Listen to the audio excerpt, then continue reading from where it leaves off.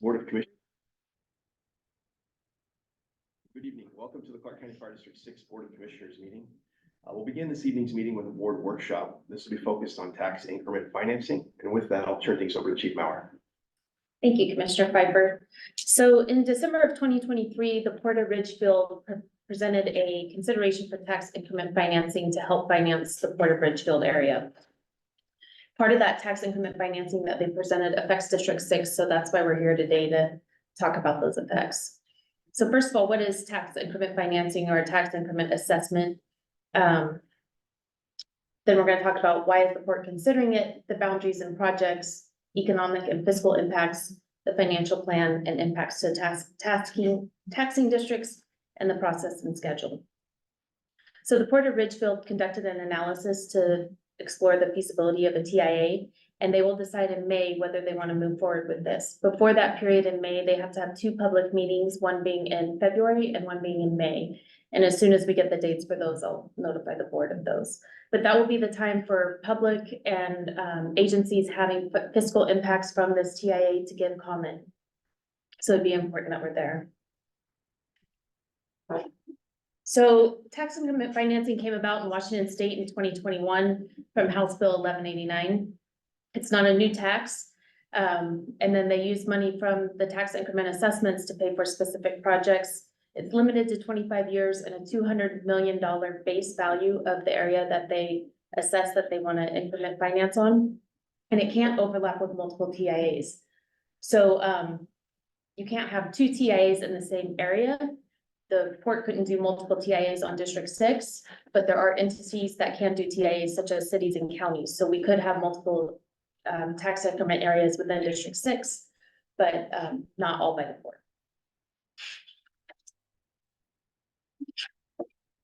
So the purpose of it is to develop properties, encourage private investment, and the highest best use of port land to strengthen the economy and diversify our employment base, attract high wage value added jobs, develop property along the I-5 corridor, and rebuild the Ridgefield waterfront, and then develop key properties in downtown. And when they say downtown, they're referring to downtown Ridgefield. So the port, their mission statement currently is to promote the economic prosperity for the region and enhance the quality of life of the community of Ridgefield, but they can tax increment finance any area with a Ridgefield address. Many of our residents and businesses within District 6 have Ridgefield addresses. So essentially what we're saying is citizens of CCFD 6 are being assessed to develop the Port of Ridgefield waterfront. So here's the proposed TIA boundary. The part that's outlined in red is the District 6 area that will be affected. And then the other part is the Clark Cowlitz Fire and Rescue area that will be affected. So unfortunately for the Clark Cowlitz Fire and Rescue, and thankfully for us, we don't have as big an area that will be affected. Again, the projects that they want to accomplish with this tax increment area is to rebuild the waterfront in the city of Ridgefield. So in order to do that, they need streets, utilities, parking, docks. They want to put in EV chargers and brownfield mitigation. They want to build a park along the waterfront in the city of Ridgefield, a multi-purpose parking lot, a mixed-use building at the waterfront. And they do say that they want to do day docks for fire and sheriff departments, although that's not a CCFD 6 department. So we're affected by it, but don't get to use it. Community enhancements and mitigation. So they're also looking at doing downtown small business facilities, Railroad Avenue facility with a pedestrian bridge so residents of Ridgefield can walk across the bridge to the waterfront, and then voluntary mitigation. So contributions to fire stations, libraries, cities, counties, parks, and other. If they choose, they can voluntarily mitigate the effects, but the people that they voluntarily will mitigate to are the county's current expenses, county conservation futures, Clark County Roads and Diversion, Vancouver Regional Public Library, Metropolitan Park District, Clark Cowlitz Fire and Rescue, Clark County Fire District 6, and those are both our fire and EMS levies. So they have to do mitigation for all those entities that I just listed, because all those entities I just listed will be affected by tax increment financing. And then they want to do a Southern Port District Business Park. When they list out what they intend to do with the tax increment assessed areas and the financing, they can't add anything to that list, but nothing holds them accountable to actually doing what they say is on the list. So, although they say that this is all the development they're gonna do, there's nothing saying that they have to utilize the money they collect to actually do that. This is a lot of numbers, but I'll just try to break it down. So they forecast that this tax increment financing will bring in about $22 million of what we share in tax increment financing. This is a very conservative assessment. What they really know they will bring in is $45 million, but they drop it down to 22 million because they say they're concerned with inflation. So they're building projects based on this 22 million and the total project cost of 62 million, but they have potential to actually collect 45 million. That makes sense. This part where you see the voluntary mitigation, again, that's where they have to assess agencies that they negatively affect with the tax increment financing. And that voluntary mitigation is what they have to use to help offset those effects. But that doesn't happen, as you can see, till 2034. The total cost of voluntary mitigation is 8 million with a $1 million contribution from the tax increment assessed areas. And so again, that would be split between all those entities I just told you about, the county, the park, the libraries, the 2 fire districts, the roads. So $9 million in 2020 or 2034 is not that much mitigation. So this is where they talk about public investments. They try to prove where you'll be with improvements and where we'll be without improvements. So they're saying if we were to do no improvements utilizing the tax increment assessed area that they outlined, that the construction investment in that area would be about 300 million. They anticipate that they can double that construction investment in that area with this tax increment financing. And the reason why that's important is because it brings in jobs, labor income, economic output, it full-time employees for ongoing and annual costs, labor income and economic output full-time. So they say that they can bring in more work, more people, and more things into the area. But what they don't account for is everything that you bring into the area actually increases our call volume. So you're increasing our call volume in a certain area while you're taking away from our funding to serve that area. So these are just some of the anticipated construction impacts, temporary, and then the operating impacts that they think are annual. So the fiscal impacts that they would have. And again, not only does that put a strain on emergency medical services and fire services, busy wise, it puts a fiscal impact on us as well, because we have to be able to afford to put those people in those areas to serve those communities. So this is what they originally proposed to the Port Commission. When they did this, they had a flaw in their calculations. And when Chief Knorr and I met with them, I pointed out their flaw in their calculations. And so when you look at their current revenues and charts, it doesn't look like we're overall affected that much. It looks like, you know, we get affected in the beginning and then it's just a gradual impact to our fire services as we move on. And I'll tell you why I'll point out the flaw in the calculations here in just a minute. But this is where they say, if we had no tax increment scenario, and this is where they say our revenues would go. So they're saying by building and adding people in a long-term scenario, we would actually end up collecting more taxes. So if we were to forego our taxes using the tax increment financing and utilize that till 2049, then they say it would take us 23 years to catch up to where we should have been in 2049. So it's, if that makes sense. So in 2049, the tax increment assessed area would be done, but in order to get to where we would have been had we never been assessed, it would take us another 23 years to catch up. So we wouldn't be where we should be until 2070, and that's where we should have been in 2049. We'll skip that one, but so here's the 25-year total that they anticipate that we would be charged. So Fire District 6 is down there at the bottom. They would assess both our fire levy and our EMS levy. And they say they would do it for 2.3 million in our general fund and 1.6 million of our EMS fund, and that's over a 25-year period. So when you look at those numbers, it doesn't seem to be as big an impact. The part where they flawed it is they took our general levy, the Fire District 6 general levy, they started at $1.50 and they took it all the way down to 0. And when they do that, the impact to the fire district is lessened. So my argument with them is we would never go below $1.20 in our fire levy. That's about the precipice point where we would want to try to get a lid lift on that. And so they recalculated those calculations, and I'm sorry you can't see this, but the original calculations, you can see they take us all the way down to 0. And then in the new calculations, every time we hit $1.20, they correct the calculation. That's not the right one, sorry. And so that brings us a total hit of about 8.3 million over those 23 years. So a lot different than the original 3 million that they told us we'd be hit. They agreed to. Yes, and they did in your report from the port, they did an addendum at the end where they changed those numbers. So those are the corrected calculations. You can see though that Clark Cowlitz is 21 million plus 7 and some change, so almost 30 million, where we're just under 8. So the one entity that doesn't pay into tax increment financing is the schools. They have gotten legislation that they're not affected by it.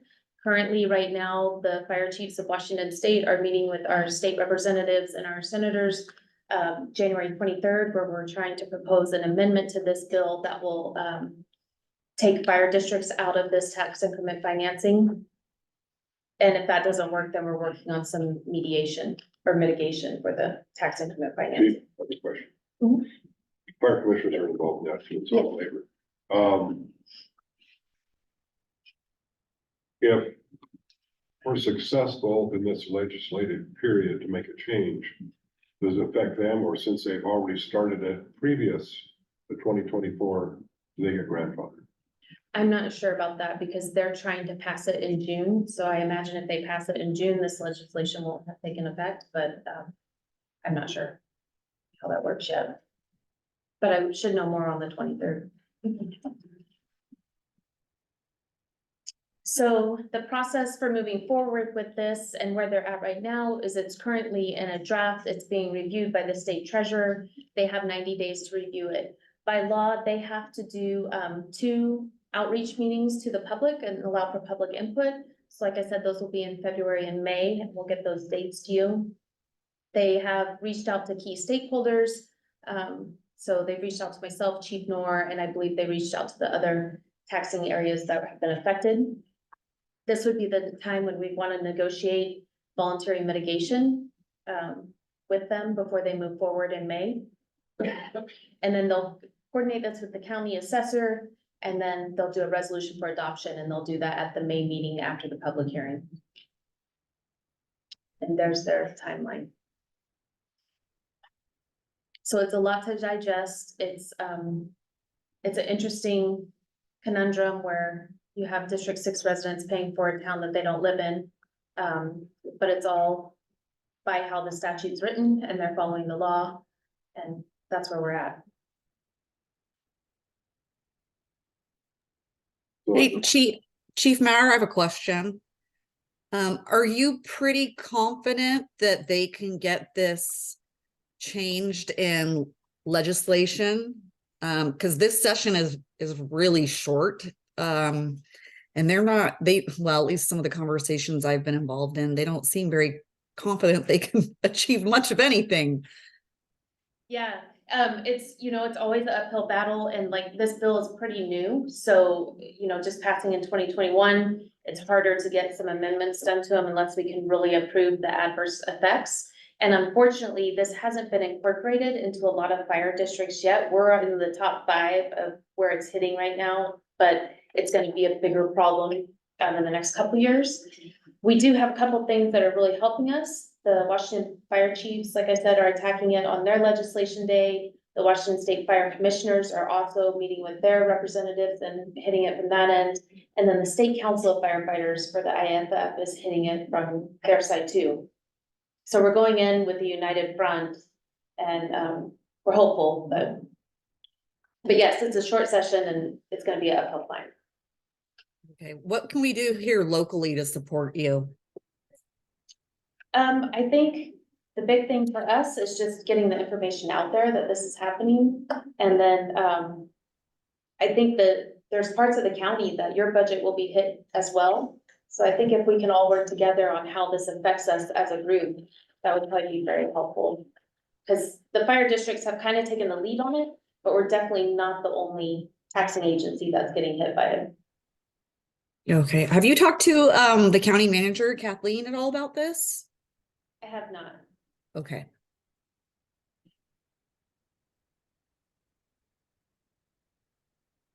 And It just so you guys, it affects all junior taxing districts. yes, Libraries, parks, everybody gets hit, not just Yeah. us. So it's Exception in schools, right? exception of Except the schools, schools got slid through.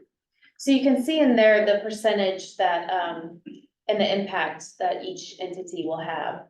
So counties, 7.4 million, but 0.3% impact. And again, this is over 25 years.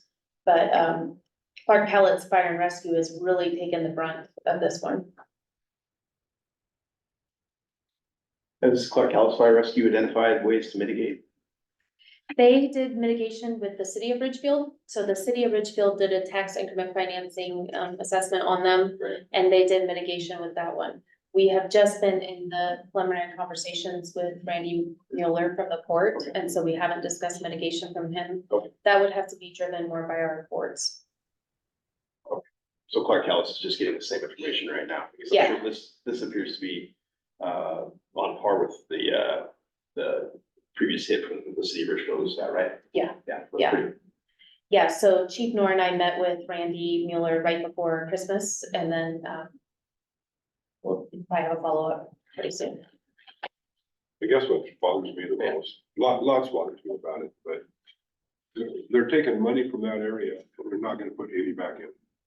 The money they take from that area is gonna go to the waterfront of Ridgefield and some Ridgefield projects. Yeah.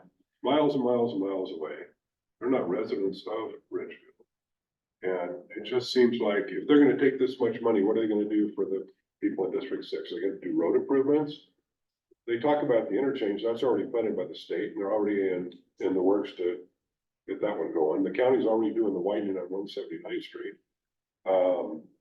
So I'm not real sure what they mean about the interchange, which needs to be done, but besides that, there's absolutely no benefit. They're taking money from this group of people and they're putting it in downtown Richfield. It just doesn't seem Yeah. appropriate, but you know, it's the law's the law. We might not have much choice, so. Lots of Marshall. If I could ask a question, do you know if they have any plans for around the 179th area at all? Yeah, they, in the meeting, they were just very vague about, some building that they wanted to do out there, and they anticipate that more, residents would come in and grow the area, but they were. It is mostly zoned residential Yeah. at this point, there's very little industrial. But that would be a great question for us to pose at the first. Is there on Northeast 10th, Sue? Isn't there some property on Northeast 10th, the At the intersection, yeah, the, 219th or? no, the southeast corner, there's still some area there that's zoned, I think. commercial industrial, but the majority of the council, agreed to change, commercial industrial on the northeast corner to residential, so the bulk of it is really residential. So there really ought to be a conversation with the county related to that, and we're entering into the comp plan updates, so I'll be talking to Randy. Well, just so, I know the board can't see who's on here, but we have Counselor Belcott, Right, has joined us tonight, and then Counselor Marshall, so, we appreciate you know, it. it's really, yeah, we really appreciate them being here and hearing our concerns. I appreciate the opportunity to hear about this. Yeah, and if I can help with, Manager Otto at all too, I'd be happy to. Right. I think it would be good to bring in the assessor too, just to get his perspective on how this all actually works. I agree with Counselor Marshall on that, definitely. I think that's a great idea. And it could affect the county in a lot of different ways too, so. I don't think the Port of Vancouver has any plans right now, but they could go all the way up to where the Port of Richfield starts if they want. So, makes it a little nervous.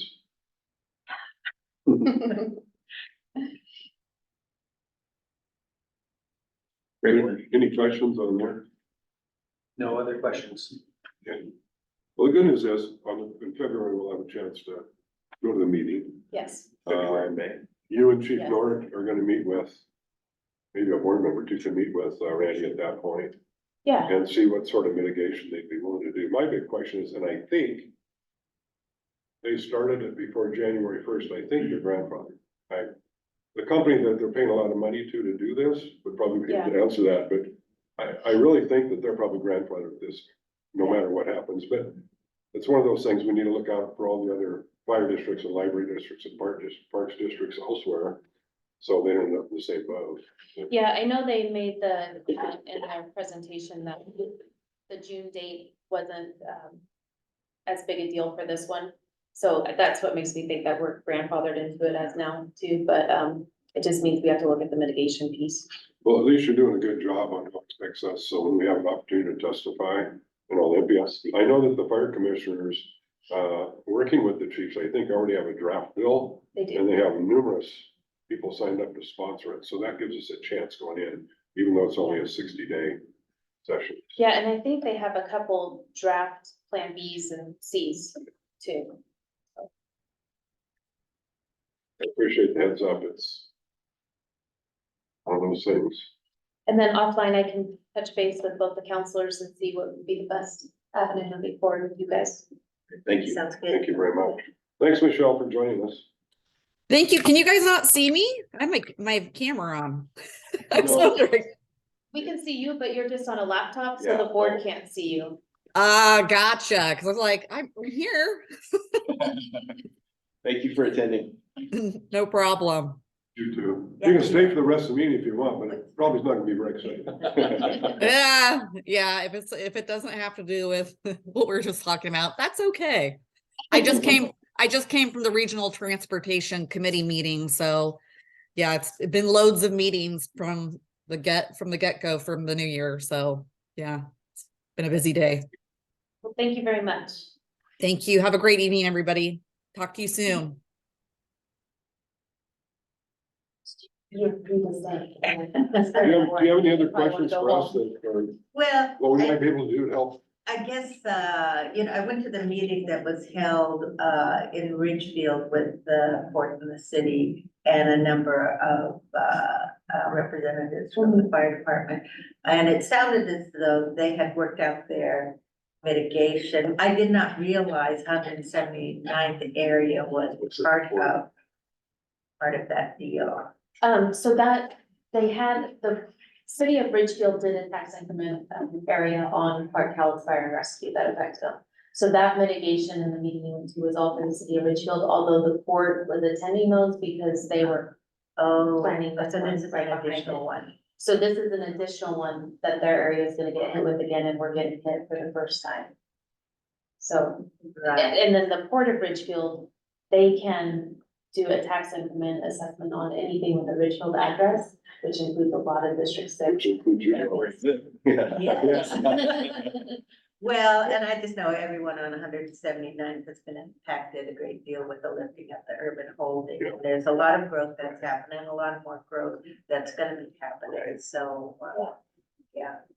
Well, thanks for keeping me in the loop. Yeah. Keep us in the loop on the legislation too, because the county has lobbyists, and I think just, maybe more notice to the junior taxing districts Yeah, when an entity is beginning to plan this would be at least a courtesy. yeah.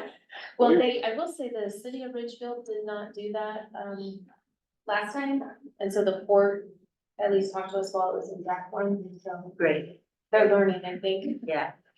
Well, just the roads and diversions, almost $9 million. You know, that's pretty significant for the county. Right, well, I forwarded the information that I got from you to Ken later, he's the head of Public Works, and to Kathleen Otto. Have you ever heard of? Okay. So thanks a lot. Oh, thank you for and, coming. yeah, you bet, happy to be there. Take me a minute to figure out how to get in, but. Need to be boss and have to go on call with them. Well, that'd be all right. She can arrange that. I think it's in the. She is so, on the Okay. eighteenth. Oh, good. I think it's the eighteenth. I'll double check. That's not Dunlap shit. Hopefully. I'm just kidding. All right, thanks a lot. Thank you. That was very nice of them. Yeah. Appreciate Very that. well. Have some support there. Well, that concludes this evening's board workshop. With that, I'd like to call this evening's regular board meeting to order and ask that you join me in the pledge of allegiance.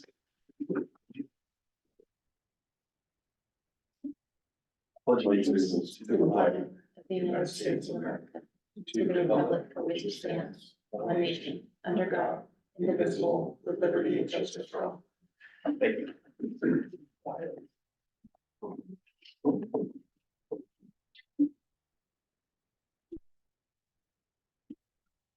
This time I'd ask for any additions to this evening's agenda. None here. We'll need to read and approve, post as necessary, the minutes of our December 19th regular meeting, 2023 regular meeting. So, Second. Moved and seconded. All those in favor? Aye. Thank you. Correspondence this evening in our packet, I saw. One item from county elections, the list of elections this year, the dates, and due dates for any material be provided. Secretary should know that. Okay, great. Thank you. with that being said, real quick, it would behoove staff if the board could make a decision as early as possible if we want to try for Lydia. It doesn't have to be official till a certain point, but if we're gonna have that action, the sooner we give them our indication, the easier it'll be. So maybe our next meeting, we can give staff some direction on it. Thank you.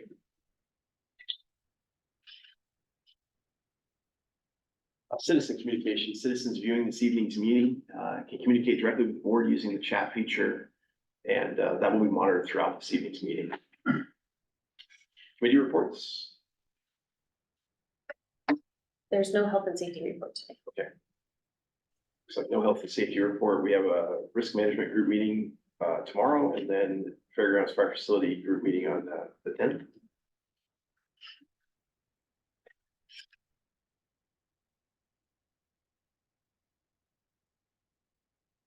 Moving on to the consent agenda. Move approval.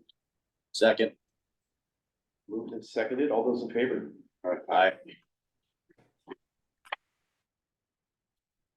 Chief's report. So, I guess we usually tend to hire people in January, according to this report. We have quite a few anniversaries. But with 10 years of service, we have Bartak, Hodston, Scott, and Dunnigan. With 9 years of service, we have Hathaway, Russell, Mitchum, and Smith. With 8 years of service, we have Culver, Seppi, Lawson, and Losbeck. With 4 years of service, we have Haugen, Schaefer, Legato, and Commissioner Piper. With 2 years of service, we have Commissioner Haynes, and Dave Fisher announced his retirement official January 31st, 2024. Congratulations.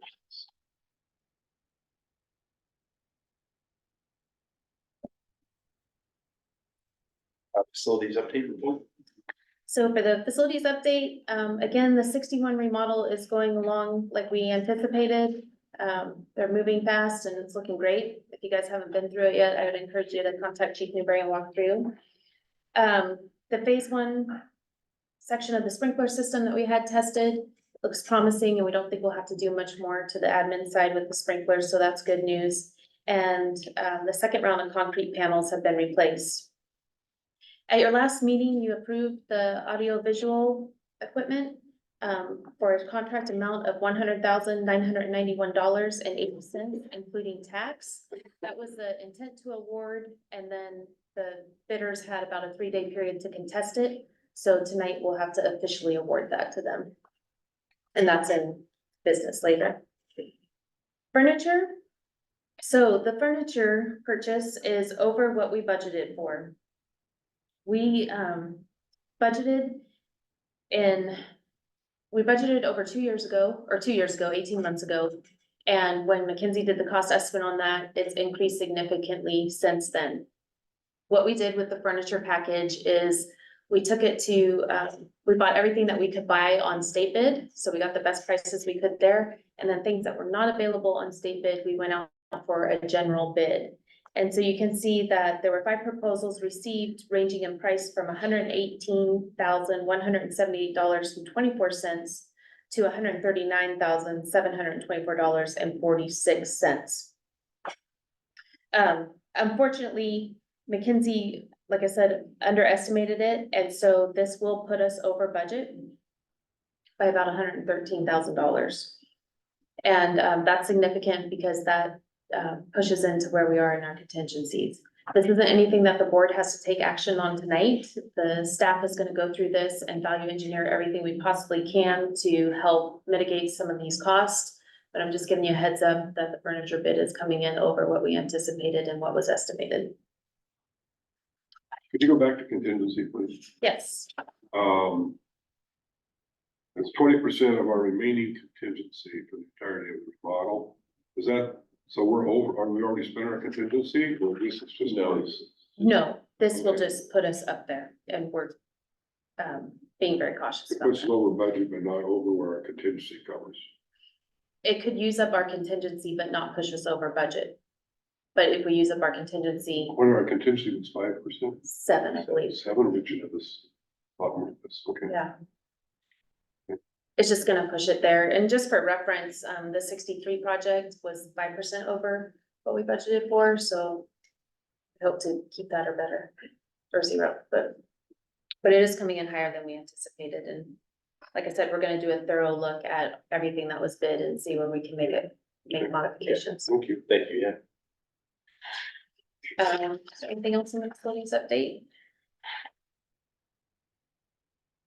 Commissioner. That's it. The new date for the 63 storage building should be February 29th, so leap year this year.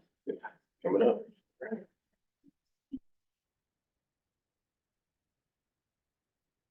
Moving on to old business, audiovisual official award contract. So again, you'll have to do a motion to officially award Ohm Systems, the audiovisual contract for $100,991.80, including tax.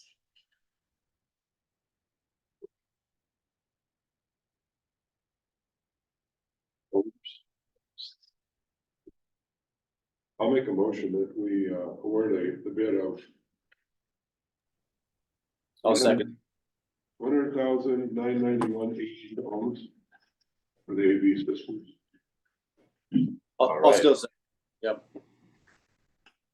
Motion's made and seconded. All those in favor? Aye. Thank you. Let's see, moving on to new business. So the board will need to elect officers and assign committees to the board members, and they're listed there in the packet of. Mr. Chairman, I nominate Commissioner Piper to remain as chair. I second that. Thank you, sir. All right. Motion's been made and seconded. All those in favor? Aye. Aye. Thank you, gentlemen. You're doing a good job. Thank you. Thank you. Next up, we have a vice chair. He's done such a great job in 23. I nominate Commissioner Haynes. I'll second that. Motion's made and seconded. All those in favor? Aye. Aye. Thank you. Let's see, after that, we've got committee assignments. Commissioner Haynes, are you, would you like to rotate committee assignments for 2024, or are you happy with the risk management assignment from last year? I'm happy with the risk management assignment. So So with that, I'll make a motion for Commissioner Haynes. We just get to appoint. Okay, we're just appointing, correct. Correction. Commissioner Haynes, Risk Management. Commissioner Lossback, would you like to continue on with the fairgrounds? I would assume you. All right. I'll assume the parade positions. We'll also need to appoint our board secretary for 2024. I make a motion, we reappoint Secretary Taylor. Second. Moved and seconded. All those in favor? Aye. Aye. And then at the joint board meeting with District 3 and District 6 and Clark Cowlitz, we agreed that we would put a commissioner on a committee for an EMS District 2 committee. So we would need that appointment as well.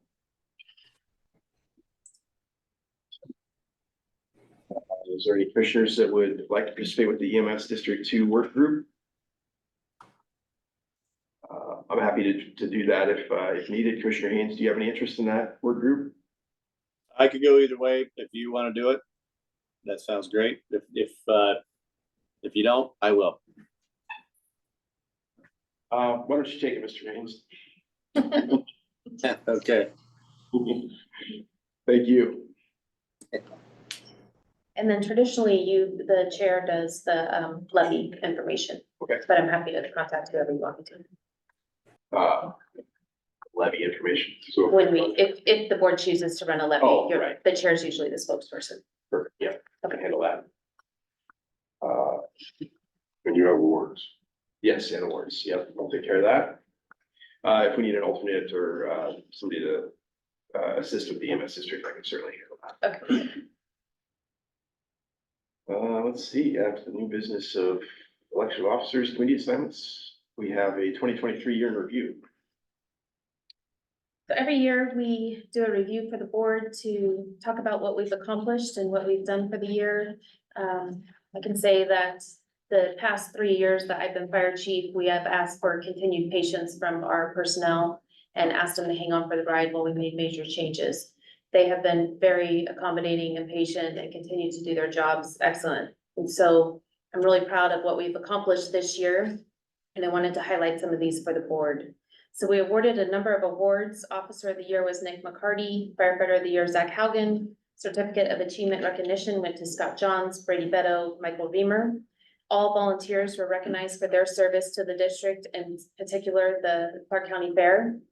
We gave the Certificate of Exemplary Performance to Tina Menzinger, Catherine Interno, and Nate Smith, and the Life Saving Award to 2 citizens that were in our district that performed CPR on bystanders. We entered into a joint staffing agreement with CCFR for Station 151 to balance call responses into their area and to ensure that our units were available for our community and to reduce the community fire insurance premiums. We negotiated a letter of agreement with 452 regarding the staffing of 151. We hired 6 lateral employees, produced and sent community mailers about the district. We were reimbursed from FEMA for COVID expenses for just under $120,000. We held the open house, parade of bands, annual poster contest, and reached all of our schools during Fire Prevention Month. We purchased the district's first ever tractor drawn aerial. We added additional apparatus to our fleet, including 2 new pumpers, a new TRT box, a new mechanic truck, a new squad chassis, and a new staff vehicle. We were the sponsor of the Mechanics Conference for the state of Washington. We met with the county manager and council regarding permitting issues and fire impact fees. We developed a coordinated approach with all the county fire chiefs and received support from the Council and Building Development Commission to move forward with fire impact fees. We secured 3 positions on the Washington State Fire Chiefs Board, including vice president, Region 6 representative, and the mechanics representative. We had 9 entry lateral members successfully complete their probationary year. 2 members registered and enrolled in paramedic school. We received a clean audit from the Washington State Auditor in 2022. We reviewed and updated numerous policies, including the paid family medical leave policy. We brought in instructors to improve the officer development program. We brought in and helped develop the Managing a Fire Company program to improve officer development. This was done at no cost to the district based on our contributions to the program. We redeveloped the hydrant maintenance program and hired multiple part-time helpers over the summer, then stabilized the program by hiring 1 part-time person to continue the work. We drafted an interlocal agreement to participate in the CARES program with other agencies in the county. We have the Station 6-1 remodel and Station 6-3 pre-engineered medical building projects were awarded. We actively have been participating in EMS2 district or EMS District 2 negotiations with the city and the county. We reorganized the staff to add a chief of staff position. We attended the national and state fallen firefighters memorials for firefighter paramedic Joe Killian. We promoted the following members to captain: Andrew Hodgson, Ashley Mitchum, and Cole Edgley; to training captain Jordan Scott; to TRT Russell Franklin Lyons; to SCBA Josh Lawson became the lead and Jason Dunnigan joined the team. Social media had a YouTube post that had nearly over 80,000 views, and we've gained 1,000 views to Facebook, followers to Facebook. PAO Schmicky attained his fire and life safety certification, which will help us with our WSRB rating in the fall. And we built a senior fire and life safety program that we will roll out in 2024. So those are the highlights of 2023. Thanks for listening. So we had two paramedics who've already gone through training and they're online, and then we have two more. Is that right? Okay. Good. Well, I'd just like to thank everyone for all of your hard work in 2023. There's a lot of accomplishments and a lot of growth within the district, so it's great to see.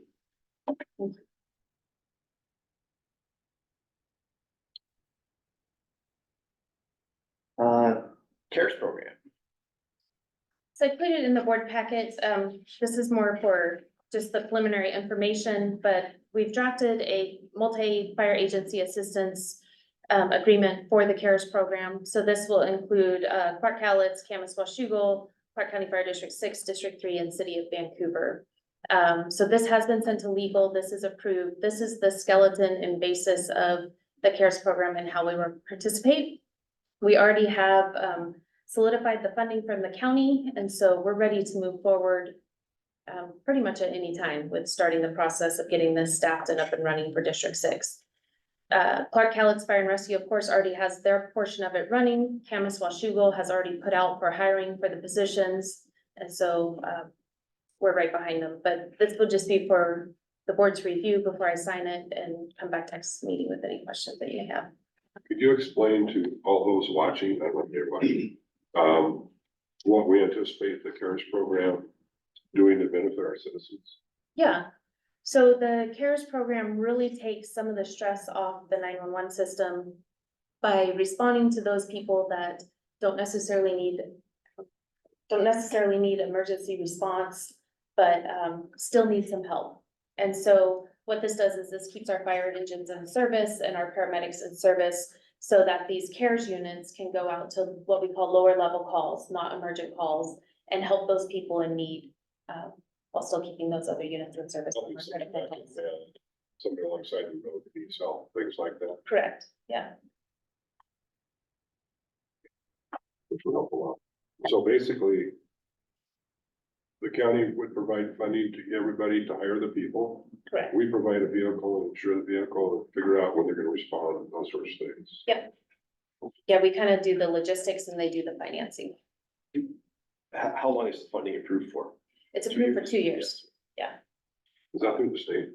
through state and then, yeah, through Swatch. Okay, give it. Yeah. That's good. Do you have any rough estimate on what kind of volume or what kind of impact this will have for the district? Right now, about 10% of our calls are either care homes or low-level calls.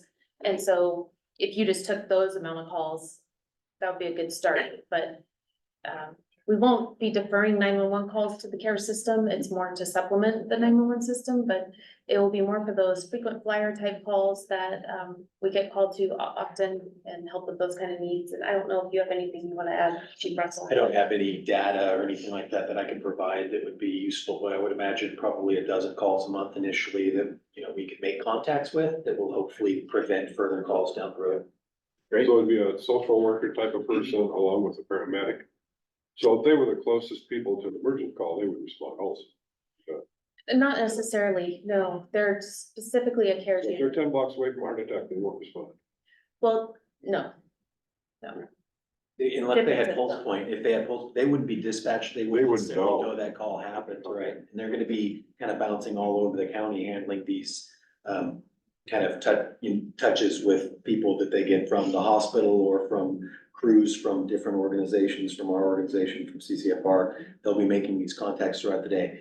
Absolutely, if they are paying attention and hear that, hey, there's an engine going to a call 10 blocks away, and they'll have an AED on their ring, I would expect that they will engage. Okay, probably a day card to start. Well, the purpose with this is not to take away from what the fire department traditionally responds to. Right. It's to take those calls that aren't I mean, 911 they're gonna emergencies. staff during the day. Yeah. normally Unless it's like, there's gonna be like 5 of them in the county and they can go anywhere in the county mutual aid, they can.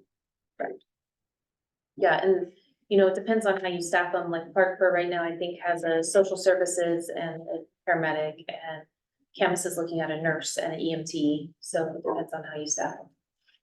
Thank you, that helps a lot. That's department specific, how we staff it. Yeah, and then we'll try to fix it in the whole mutual aid agreement, balance it out. A lot of work, thank you. Thank you. Pay application number 5. This is just our normal application that the board has to sign. I just was letting you know that it was coming through. Alrighty. Surplus. No, I'm sorry, you have to make a motion for pay application number 5. Okay. Can you tell me the amount on there? Sure, pull it up. 565. 09. That's all right. Yes, so the board will have to make a motion to approve to pay the application number 5. 2 kg. Yes, Yeah, I'll make a motion that we approve pay application number 005 to KGD contractors in the amount of 565.09. Second. Moved and seconded. All those in favor? Aye. Thank you. Covers pay application number 5. Surplus. there's a short surplus list included in the board packet this week. It's always easiest if you allow the chief to surplus at their discretion. But that would take a motion of the board.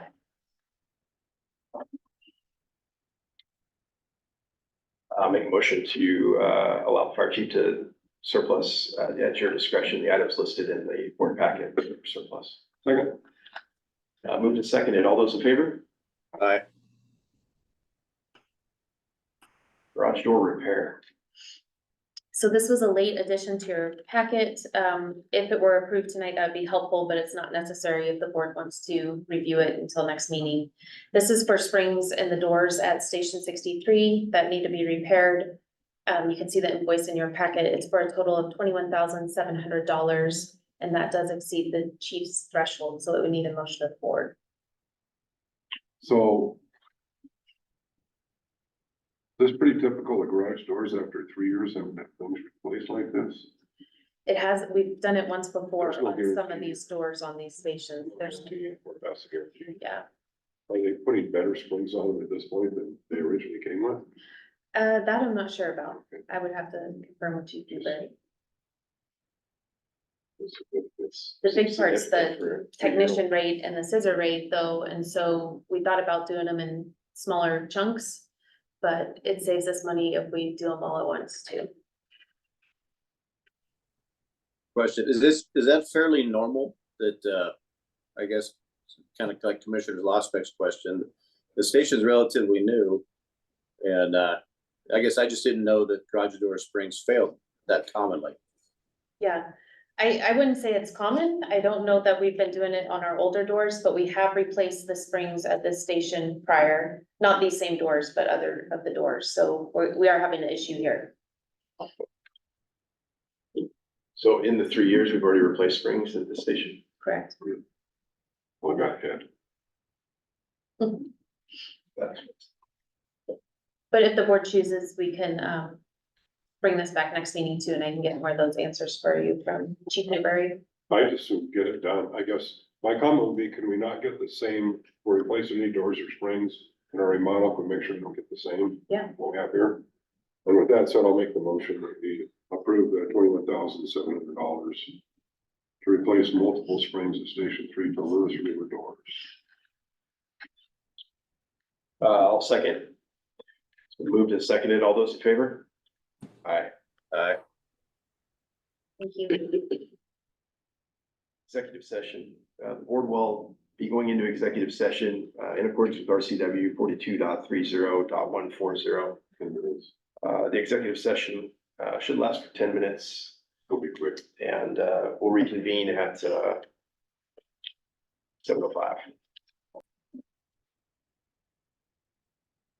The board met in executive session and took no action. Roundtable going to be ordered. I just have one, the cadets have been doing a lot of fundraising over the last month, and they've raised a little over $6,000 for their New York trip. Part of that was from doing the step mill outside grocery stores, and then they also had a sizable donation of, I think, 2,500 from IFF 452. Oh, great. Very nice. Is Good fundraising efforts. that trip to New York? Is that right? Yes. Yeah. Great. Very nice. I just have one. I have a scheduling conflict for our next meeting on the 16th. Would it be possible to move to the 17th? Commissioner Haynes, did you hear that? Is it possible to move to the 17th? Meeting? Yeah, hold on, I'm trying to multitask here. Let me look. We got a new meeting, but I can do that. The 17th? Yeah, that's correct. Yeah, I can do that. It's my Kelly day. Perfect. Thank you. Need to make a motion then, see if, yeah. I make a motion, we move, our second meeting in January from the 16th to the 17th, 6 o'clock here at Station 3. Second, all those in favor? Aye. Aye. Thank you. Any other, good of the order? Okay. With that, we'll need to authorize payment of current bills, pre-authorization transmittal, authorize monthly commissioner compensation. So, Second. Moved and seconded. All those in favor? Aye. Any questions this evening? I'm not seeing any. All right, meeting is adjourned. Thank you, everybody. Thanks, Rock.